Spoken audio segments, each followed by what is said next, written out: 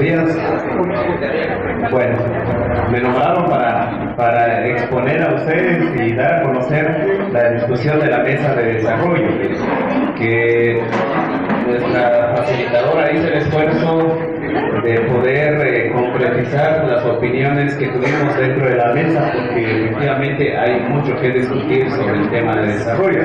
Así que también agradecer a Delfina por su trabajo en la mesa. Primeramente, podemos hablar de la pregunta que nos hacían, según la guía que nos entregaron, cómo explicar el concepto de desarrollo desde los pueblos indígenas. Hubo muy amplia participación y pues finalmente concluimos que la base del desarrollo de los pueblos indígenas se basa en sus instituciones propias, en la identidad, en la cosmovisión, sus propios saberes, idioma, de cómo las comunidades se organizan para el bienestar común, como se dice en América del Sur, para el buen vivir. Creo que el desarrollo para nosotros es estar en armonía, en equilibrio. Finalmente, aunque nos han confundido un poco, el desarrollo es infraestructura nada más. Existen diferencias entre el desarrollo de los pueblos indígenas y el desarrollo que se promueve desde otros enfoques, por ejemplo, desde la acumulación. Los pueblos indígenas deben controlar sus recursos y territorios, deben verse en una función armónica. Hay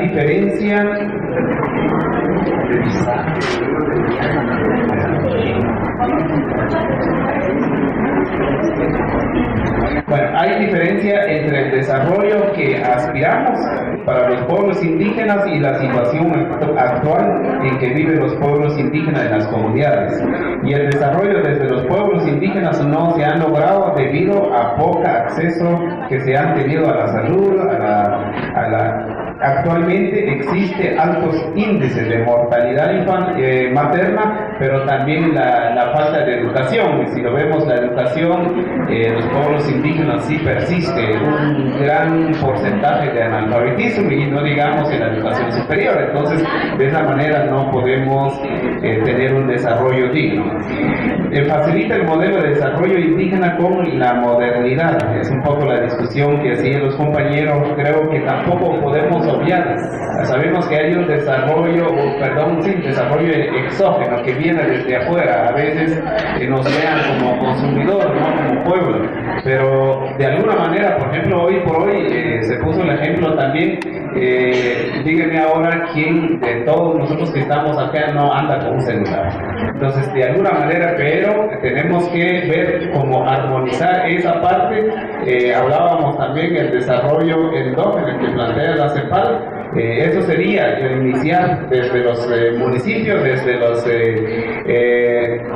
a nivel local, para que podamos transformar el desarrollo de los pueblos, porque de lo contrario siempre dependemos de un desarrollo exógeno que viene a imponer Pepsi-Cola, Coca-Cola, etcétera, etcétera. Y no me respete esta tecnología.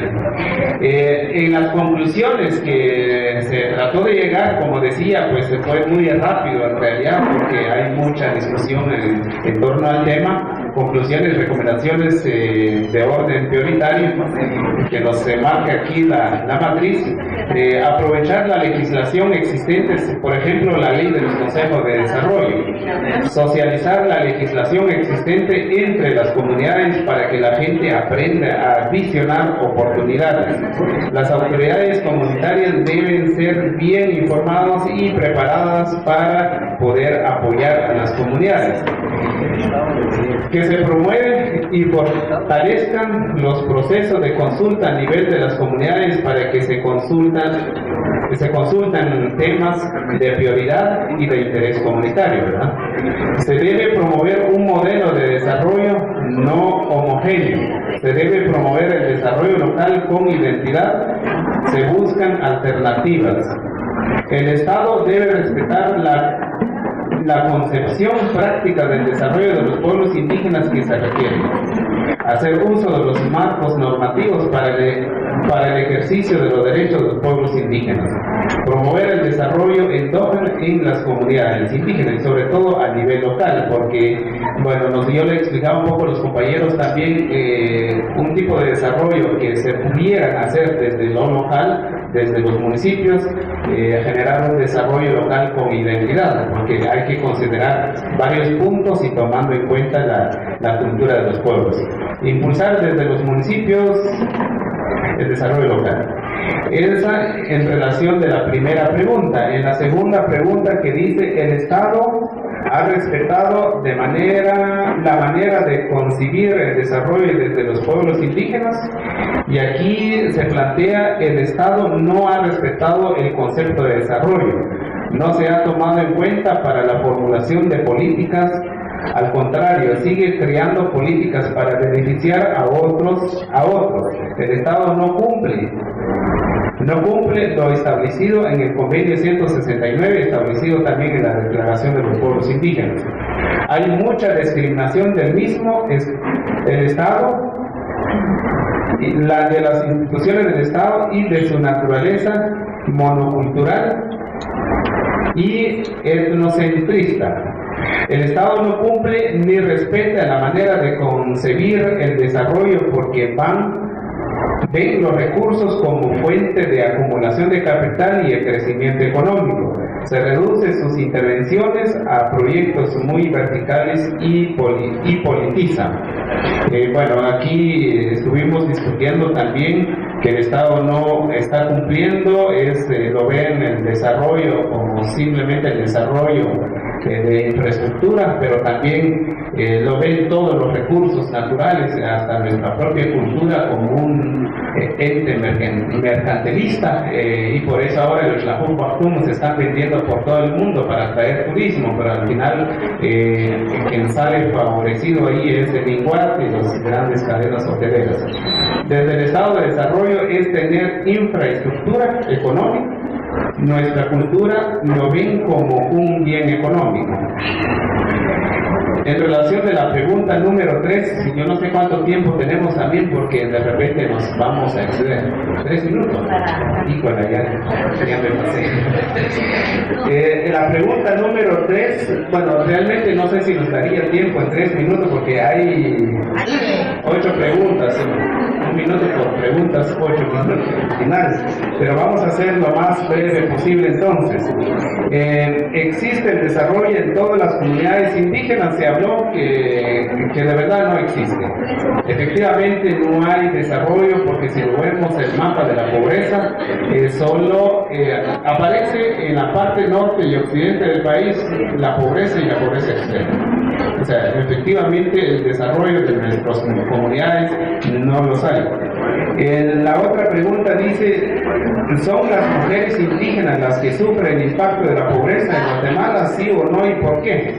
En este tema también se discutió recuperar la riqueza espiritual de las comunidades y no reducir la pobreza en lo material. El cumplimiento de los marcos normativos políticos con igualdad. Sí, hay una discusión en relación a este punto, que efectivamente la pobreza a veces es más marcada en las mujeres indígenas.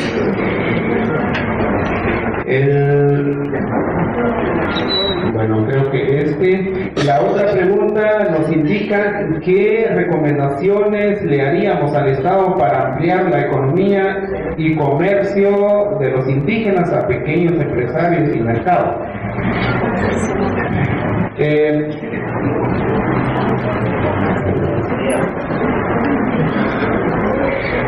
Que se reclame y protege la propiedad intelectual.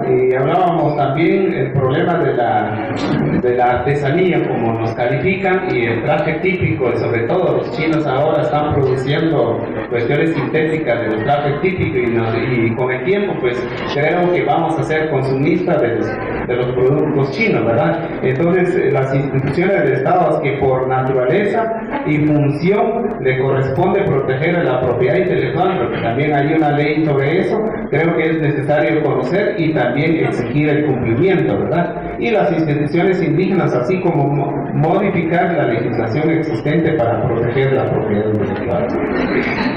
El otro inciso, ¿cuáles son las razones por las que no se ven mujeres maya con su traje en los grandes centros comerciales?